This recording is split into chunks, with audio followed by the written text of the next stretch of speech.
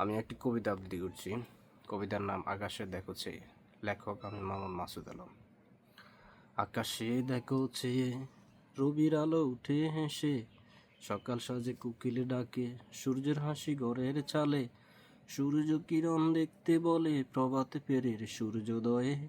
দেখো না রঙিন চোখে কত স্বপ্ন আমার মনে, দেখি আমি চেয়ে তোমায়, দেখে দেখে যায় চলে যেন আমার সময়। দেখো না বিকেলে সাজে গোধূলি আলোর রঙে, লাগছে তোমায় মিষ্টি খুব যেন তুমি আছো সূর্যে। দেখো না সন্ধ্যা রাতে কেমন করে চাঁদ হাসে, তারার মেলা জোনাকিরা কেমন করে নাচে গানে। দেখো না মেঘের কোলে ঘুমায় চাঁদ কেমন করে, ভাঙে ঘুম বৃষ্টি এলে, নয়তো চাঁদ থাকে ঘুমে।